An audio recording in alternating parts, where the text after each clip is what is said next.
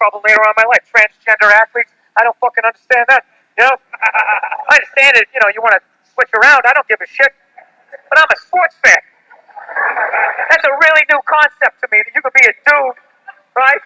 Ranked 80th in the fucking world. You had your dick cut off, you put on a sports bra, and now you're the #1 tennis player in the world, just coming out there with your man shoulders. That doesn't seem fair. I might be wrong. I might just be an old guy. I have no idea. But I'm hearing rumors like some of them are getting into that MMA. You can't have that shit. My nuts, that is a dickless dude beating the shit out of a woman. Jesus Christ.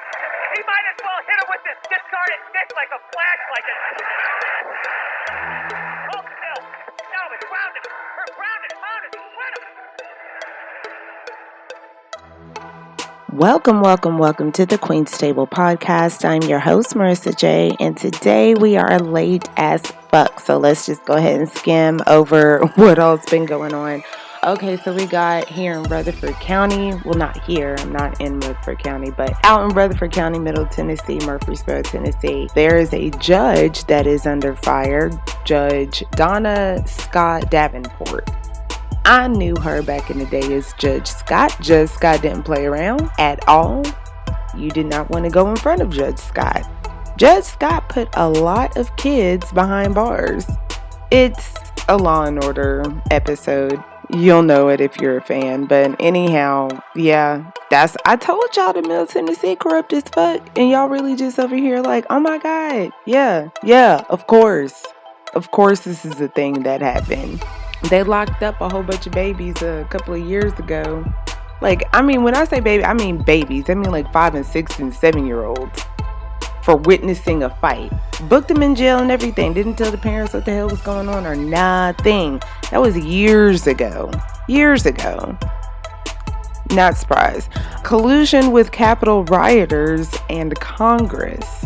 I mean, duh. I really just...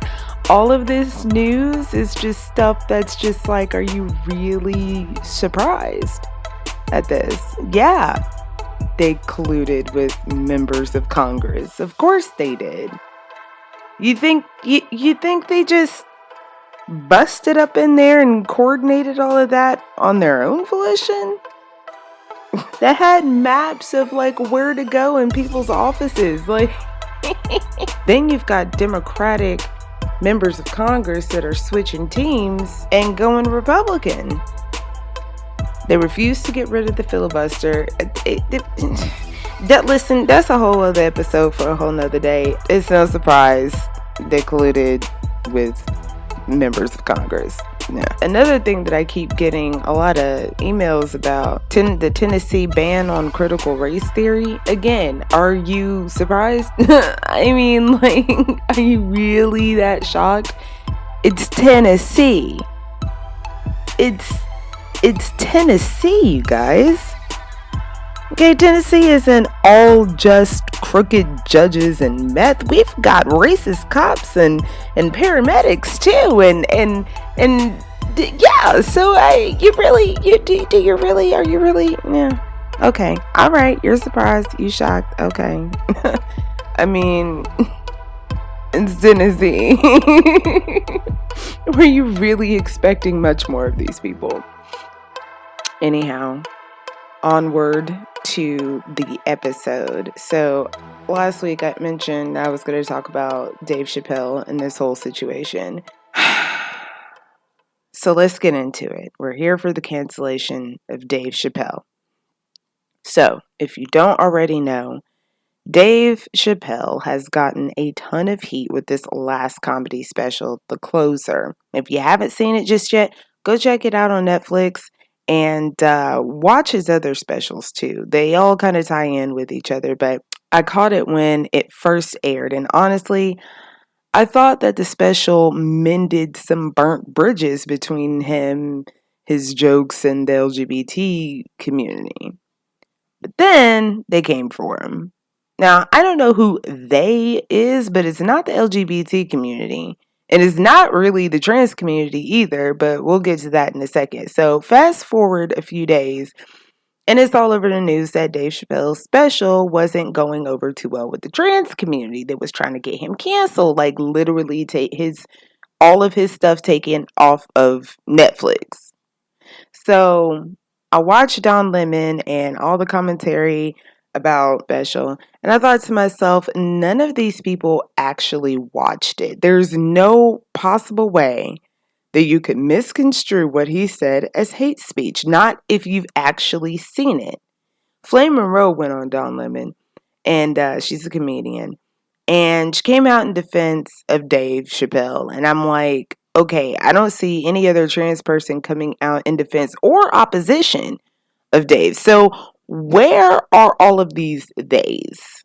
Who are all of these theys? Well, a bunch of people over at Netflix acted the fuck out.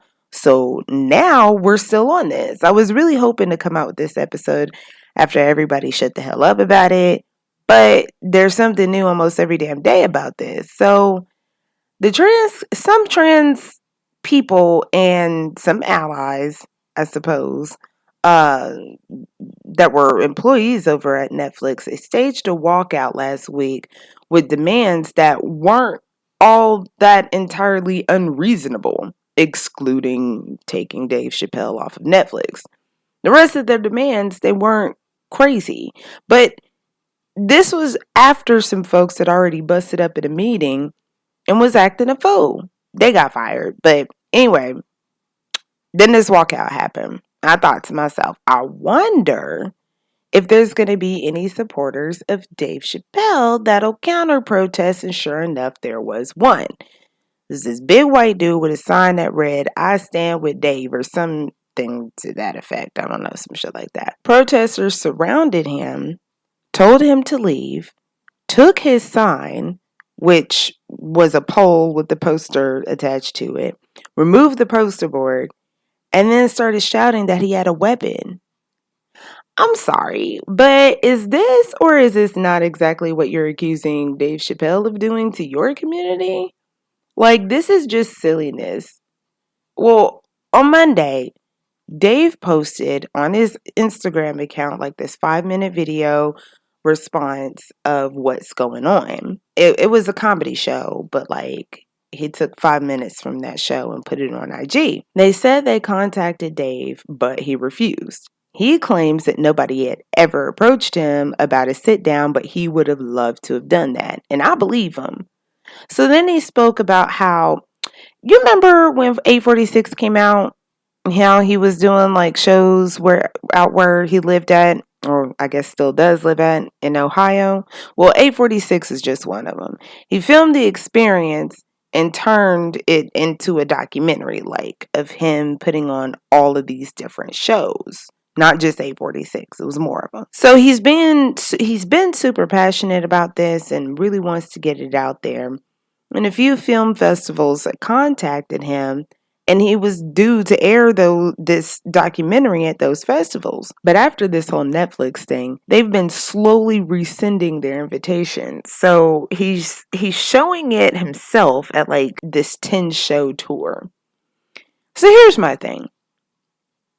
What's the big fucking deal?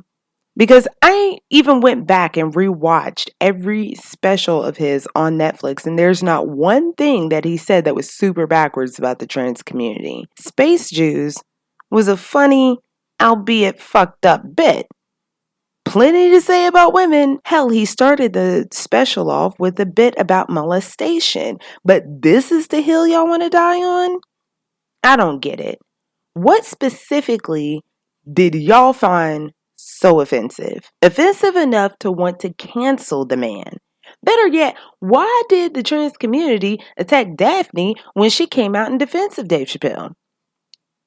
I started this episode off with a bit by Bill Burr, a comedian that I love and respect, doing a far worse trans joke than anything Dave Chappelle has said about trans people. Now, I'm not saying go out and cancel Bill Burr. What I'm asking for is for someone to point out how they can understand that what Bill Burr said was a joke, and where they find fault in any of Dave Chappelle's specials. I know it's short. I apologize for that, but y'all know me. I'm trying to just get to the point here. Who are these days, okay? Because, I mean, it just kind of seems like a couple of people in the industry, not like real world people. Dave Chappelle has already said, like, I haven't had any problems with anybody since this special came out, like, not to my face. So, who are these people? Are they all in the entertainment industry?